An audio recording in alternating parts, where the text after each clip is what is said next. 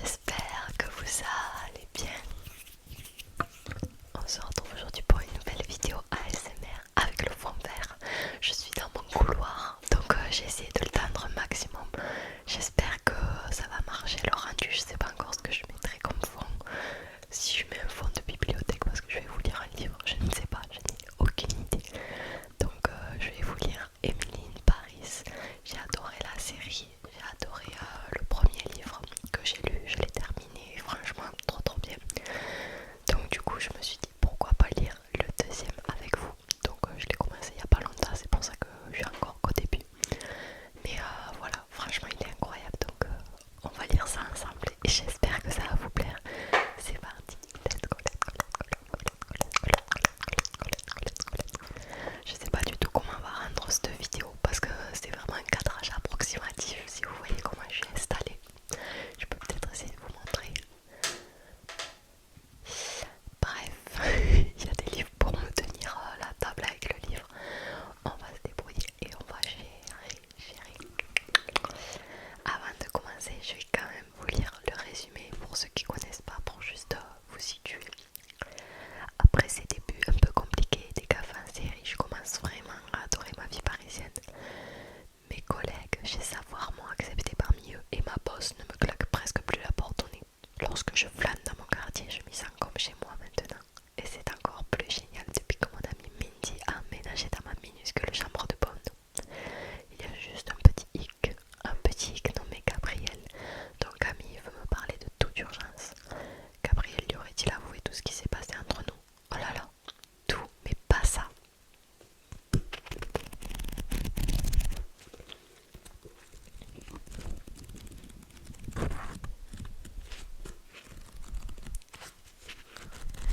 Allez, je vous laisse découvrir un petit peu le début. C'est parti, le deuxième roman de la série. Emily in Paris. Se chercher des excuses. Ça y est, après des débuts parfois un peu compliqués depuis mon arrivée en France et des gaffes en série, je commence à devenir une vraie parisienne. À présent par exemple, je ne dis presque plus what ou oh my god, mais hein et oh là là. Le matin, je n'arrive jamais au bureau avant 10h, voire 10h15. À la pause déjeuner, je prends tout mon temps pour manger et parfois même je m'offre un verre de vin comme ça, en pleine journée. Incroyable, n'est-ce pas? Mais le plus chouette, c'est que je pense avoir trouvé ma place au sein de l'agence Savoir. Mes collègues Luc et Julien m'ont accepté parmi eux et Sylvie, ma boss, commence à m'apprécier un peu. Oui, la preuve, elle me claque plus, presque plus, la porte au nez. Il est arrivé aussi qu'elle me sourit. Pas un sourire méprisant du style vous, pauvre petite américaine cervelée, vous ne comprenez rien à rien de toute façon. Non, un vrai sourire. Oui, je sais, c'est vraiment dingue.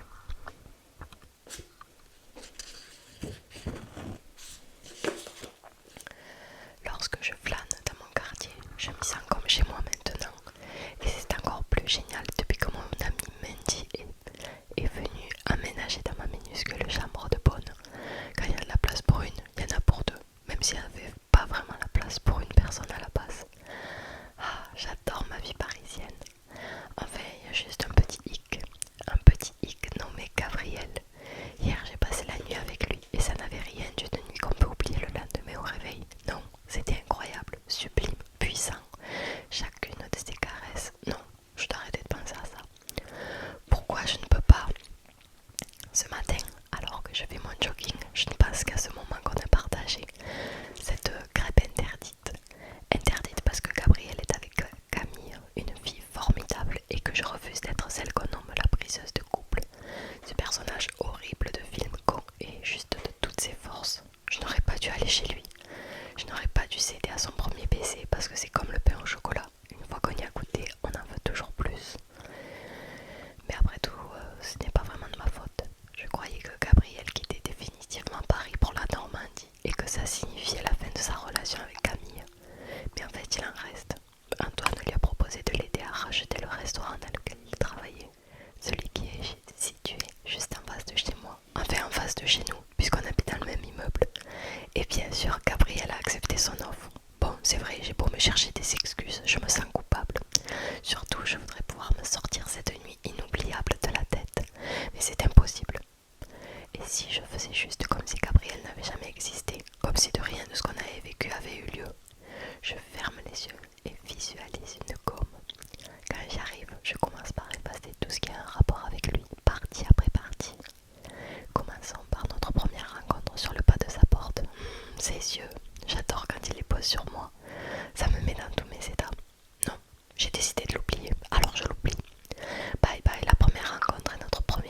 changé. Passons maintenant à autre chose. Ces omelettes, tiens, ces succulentes, fondantes. Cette nuit, ces caresses m'ont donné des frissons absolument partout. Non, je voulais dire ces omelettes. Ces omelettes tellement onctueuses, tellement sensuelles, tellement comme la peau d'un garçon, peut-être aussi douce et veloutée, ses lèvres un pur délice. Ah non, j'y arriverai jamais. Quand je rentre chez moi, je trouve Mindy en plein essayage de sa tenue de scène, un vêtement complètement hallucinant qui mêle à la fois un costume d'un côté et une robe de l'autre.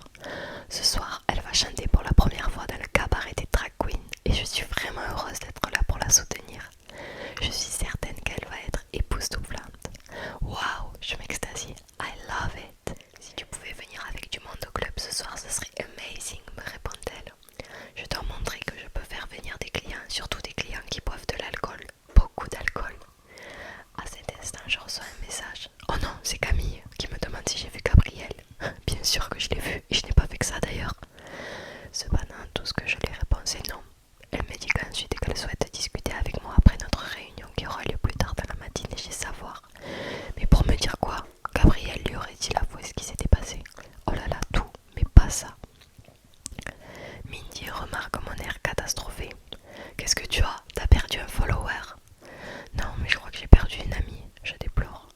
Camille, je ne lui ai pas encore parlé depuis que Gabriel m'a dit qu'elle restait à Paris. Et là, je vais la voir à l'agence pour son champagne. C'est quoi le problème? Me demande Mindy. Que son mec reste à Paris? Oui, je réponds gênée. Alors voilà la chose. Quand j'allais dire goodbye à Gabriel hier soir, ça s'est transformé en la plus incroyable nuit de sexe que j'ai jamais eue de ma vie entière. Voilà, c'est dit. Mindy se lève pour me faire un top là, comme s'il fallait fêter ça. Emily, it's crazy. No, je rétorque fermement, tandis qu'elle se rassit aussitôt. Je croyais ne jamais le revoir. C'est comme si j'étais devenue Pam Spacer. C'est qui Pam Spacer? M'interroge-t-elle. Oh, c'est une fille de Chicago qui boit vraiment beaucoup et qui vole à tout le monde son boyfriend. Mindy se met à réfléchir. Tu n'avais pas prévu un rendez-vous romantique à Saint-Tropez avec Mathieu? Après l'autre nuit, je suis plus trop sûre, je lui avoue. Non, non, non, me répond-elle, c'est le parfait alibi. Peut-être qu'elle a raison. Peut-être que c'est la solution pour oublier Gabriel et m'éviter de devenir une abominable Pam Spacer.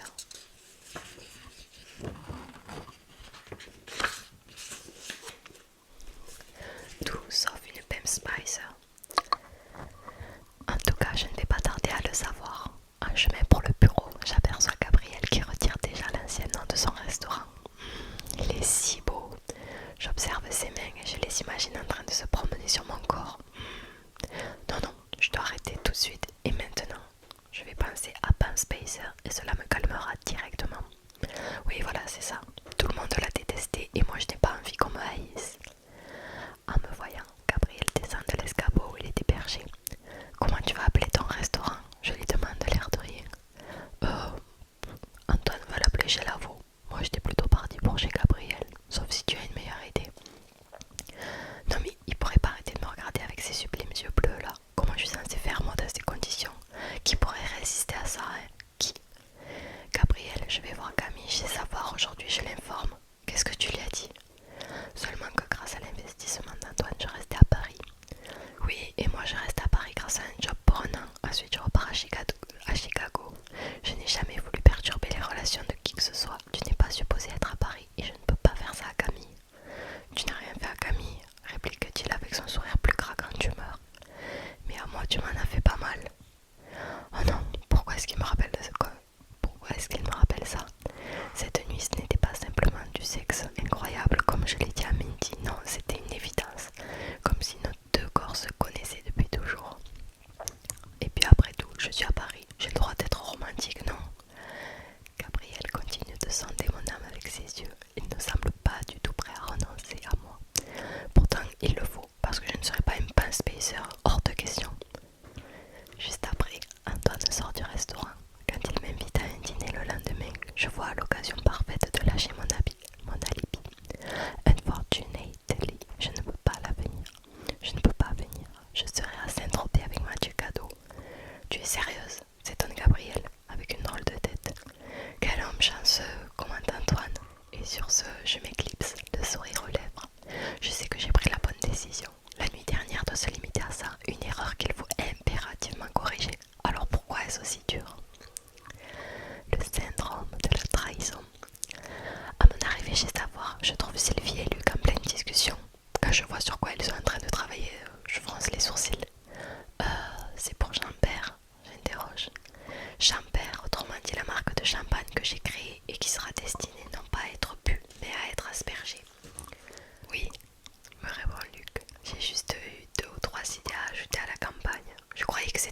Roger, je souligne. Sylvie lève les yeux vers moi. Oui, mais comme le champagne est un produit français, je me suis dit que ce serait mieux si Luc apportait sa touche. Ok, bizarrement ça me vexe pas du tout, surtout si ça me fournit un prétexte pour éviter de voir Camille aujourd'hui. C'est trop tôt, je ne saurais pas quoi lui dire. Maybe c'est une bonne idée, j'approuve. En fait, je ne peux pas être là. Pourquoi est-ce que je ne disparaîtrai pas quelques heures et vous dites à Camille que je suis malade? Pourquoi est-ce qu'on dirait ça? Me demande Sylvie. T'as quoi comme maladie? M'interroge Luc. Le syndrome de la trahison, c'est une maladie, parce que c'est ça dont je souffre. Je ne peux pas affronter le regard de Camille. Je suis sûre qu'elle va tout deviner.